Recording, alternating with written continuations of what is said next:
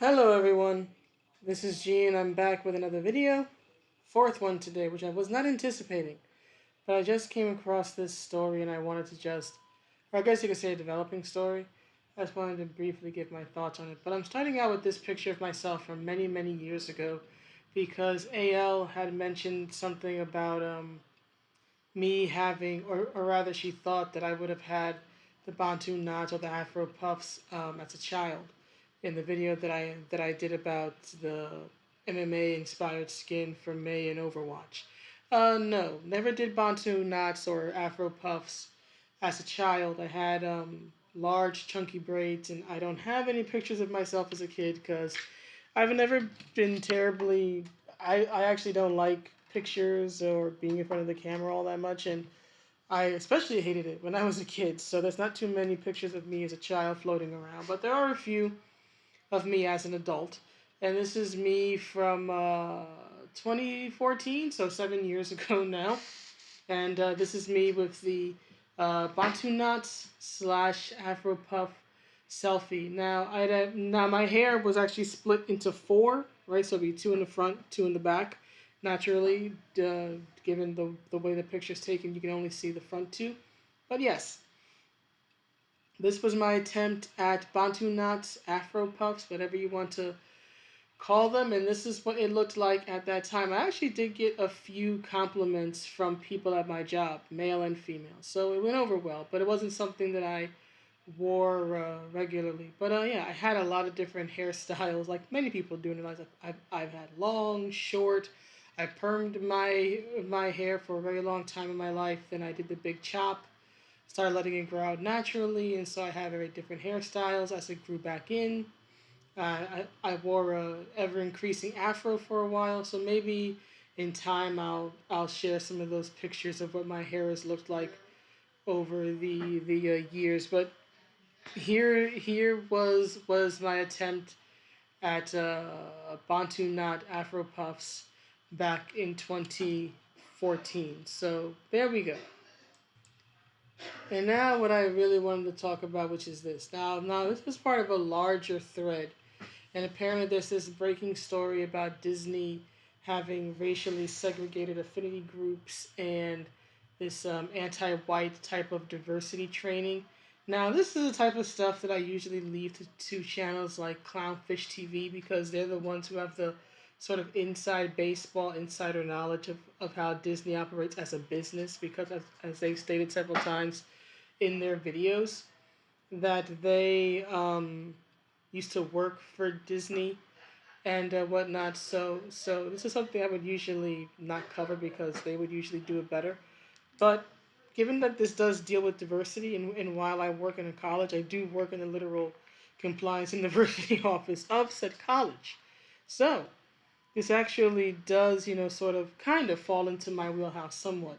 And I can tell you that at least in my line of work, where I work, where in the schools I've worked in, yeah, racial segregation is not something that we would be aiming for. If anything, we sometimes get questions or get in trouble for not being what's the word I'm looking for? There are certain just departments or divisions or areas that just by happenstance happen to have a to be dominant in certain ethnicities. For example, if you have like an Asian studies course, naturally you're gonna have a lot of Asian people in it, and so sometimes we'll be asked questions like, "Why isn't your Asian studies more diverse?" It's like it's Asian studies. What do you expect? but anyway, so this whole idea of like racial segregation personally scares the hell out of me because it sounds very 1950s.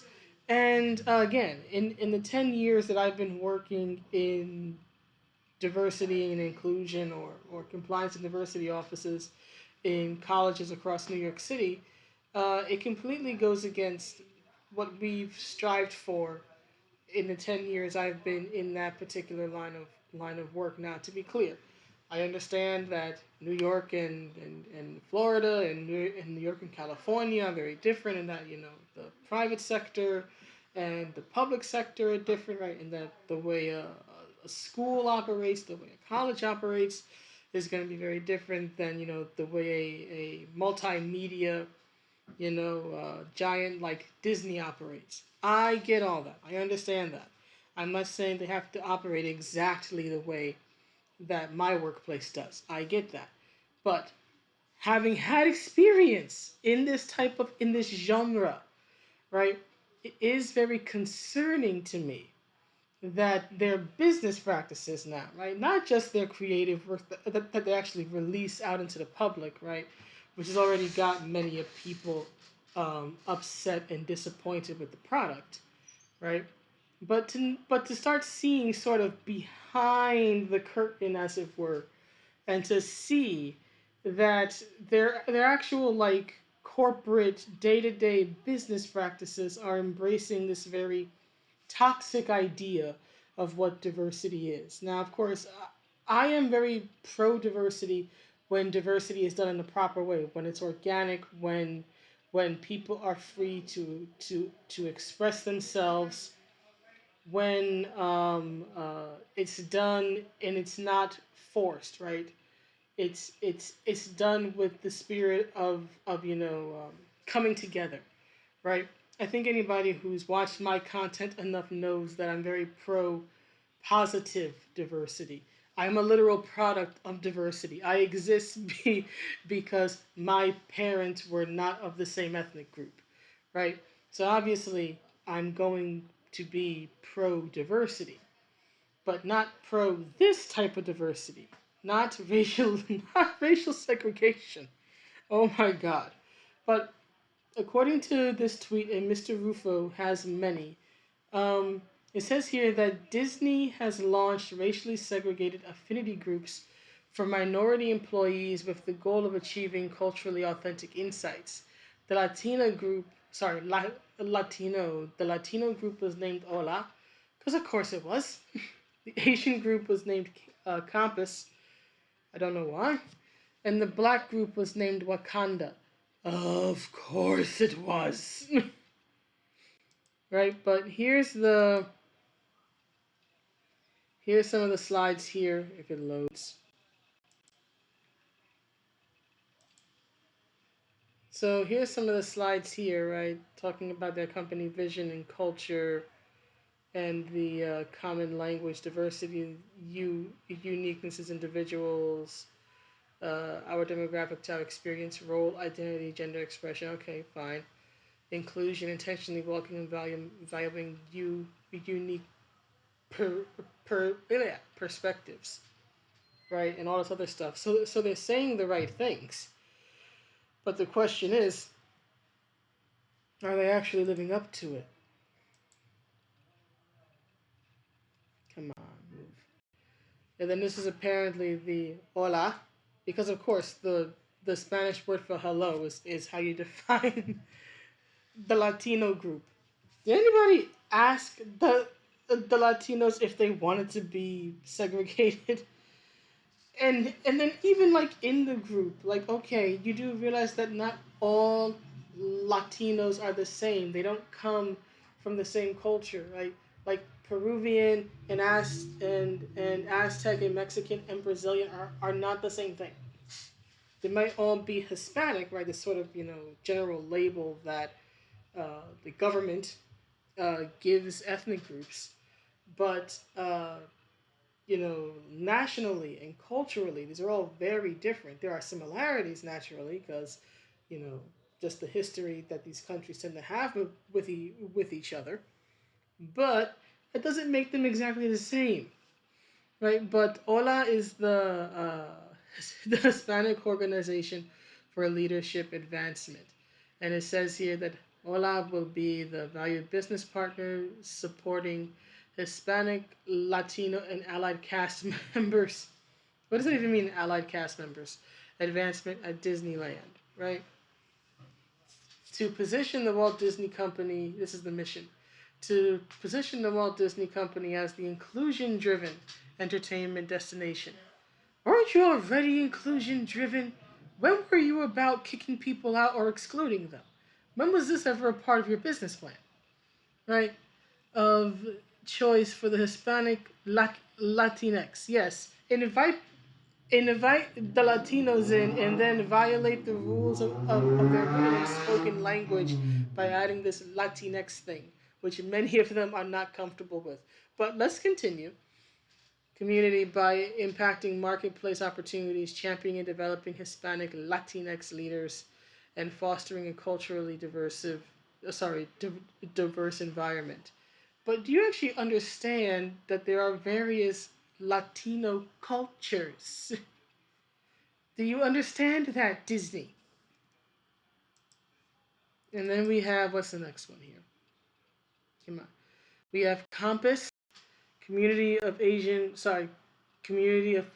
Pacific Islanders, Asians, and allies. Okay, so this is the Asian group, right? And doesn't even the poor Asian group doesn't even get they don't get a mission statement or anything.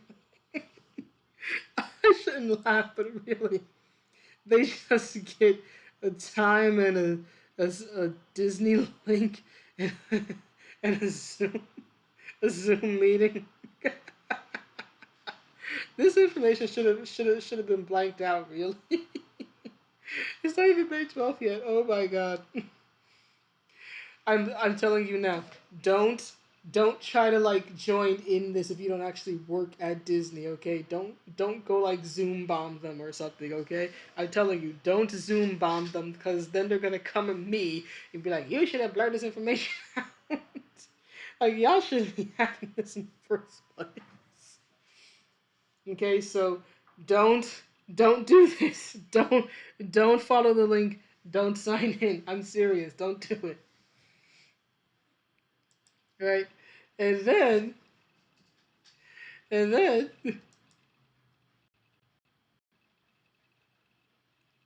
we get Wakanda. We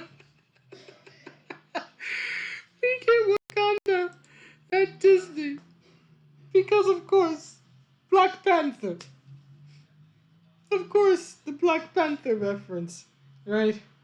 Whole, in my opinion, with a lot of people, faux sudden embracing of African culture. It's like you done lived in the ghetto here with me all your life. You don't have any connection to Africa. But anyway, Vision. Well, Wakanda champions both business opportunities for DCPI. I have no idea what that means, and professional opportunities for Black talent. Mission to activate, build, and foster a community within DCPI. Maybe it's a Disney thing. I don't know what the heck that is. That sustainably attracts, retains, and advances the careers of Black talent, as well as guide and influence DCPI's business, understanding the Black consumer voice. Because of course we're just the Borg and we all like the same things. Guess what, Disney? Play into all the stereotypes. Every black person loves basketball. Every black person loves football. Every black person loves rap, and we love getting in trouble, and we love getting arrested, and we love going to prison. Just play into all the stereotypes, and you'll be good. Right? Is indispensable to enhance our products and consumer experiences.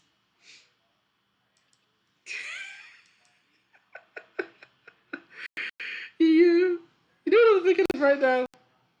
Remember this song? Maybe you don't know this song, but "Big Bang Baby" by the Stone Temple Pilots. There's a part where Scott Weiland's like, I wanna cry, but I gotta laugh. Big Bang Baby is a crash, crash, crash. That's how I feel reading this. Like I wanna cry, but I have to laugh instead because it's one of those.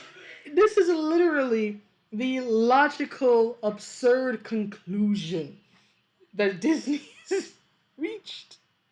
And again, I'm just addressing one. This is just one small piece. There's a whole damn thread here. Oh my goodness. And then it says here, now here's what Mr. Rufo wrote, right? It says, finally, Disney has launched racially segregated affinity groups for minority employees with the goal of achieving culturally authentic insights. What does that mean? What in the world is a culturally authentic insight? You're breaking people down into racial groups. Racial groups are going to have a lot of diversity within that group. Right?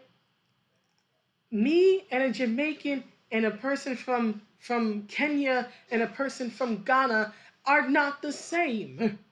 We might all be considered black according to the federal label, right? Right, the federal ethnic group, but we're not the same people. Hell, I live in New York, right? Neighborhoods in just one area. I'm in Queens. Neighborhoods in Queens are totally different from each other. Astoria is different than Ridgewood. Although that's kind of more Brooklyn, right? But that's different from like Middle Village, right? And that's different from Jesus, like Hollis, and and then Jamaica Queens and Long Island City Queens and all these different places, all in Queens. It's not the same. It's like saying every person, or rather every black person from this large borough called Queens is exactly the same. No, we're not. Oh my God. Culturally authentic insights. First of all, okay, where's the place for the white people? Because y'all put the Asians and Hispanics and African Americans. Nothing for trans people. Nothing for multicultural, multinational, um, biracial people like myself, right? Nothing about religion or anything like that. You're not doing it by gender, at least yet, right? So what about all those things? Are you gonna start doing that too? Breaking people up by that. Let's say you separate by faith. Okay, let's narrow it down to Christianity. Not all Christians think the same or believe the same, right? Some believe in hell, some don't. Some believe in the Trinity, some don't. Some believe that you go to heaven when you die, some don't. Right? There are Catholics, Roman Catholics, Protestants. There's non-denominational Christians, right? There are so many different faiths that have the designation of Christian attached to them. They're not all the same. And as with religious faith, right, it goes with ethnicities and various culture. How in the world can you get culturally authentic insights when all the cultures within a particular ethnic group are going to be different? Do you really think that the Chinese and the Japanese and the Vietnamese and Pacific Islanders and people from like Pakistan or Bangladesh or whatever are all the same? That their Asian identity is just all the same? That they're just interchangeable and they can speak for each other? Right? And where's the group for the white people? Where's them? Where's all the European groups? Where's where is that? Because you have Asians, you have the Latinos, the blacks, but no whites. Are you guys saying that white people don't deserve a group? Are you saying that white people shouldn't even be counted as a racial group? Right? Because the federal government counts white people as a racial group, right? So exactly what Disney, are you aware of the messages that you're sending with what you say, or rather what people, I guess, find out and discover, and what you don't say? Because I don't think you're thinking this out. Okay, and again, what about someone like me who is biracial? Right? What about that? What about people like like that? I am biracial, Native on one side, Native Americans. What about the indigenous peoples? I didn't see anything about Native Americans here. Right? But I'm Native American on one side, black on the other, raised as a black person in a black neighborhood by my black family, right? And I am 100% grade A grumpy middle-aged New Yorker. Please tell me where the hell I fit in in this affinity group. Which one do I go to? Do I go to the black one? I guess that's where they would put me, even though that is not how I personally identify in most instances. I am not 100% black, and I've never claimed to be. So this is this is absolutely ridiculous. This is not diversity. This is not diversity at all. I grew up with diversity. I work in diversity. I was raised and taught with diversity. I was created by diversity. This ain't diversity. This, in my opinion, is segregation under a new name. This is abso-freaking-lutely in motherfudging insane. But anyway, that's the video. Please let me know what you think, and I will see you all in the next one. Have a good day and night wherever you are. Bye bye.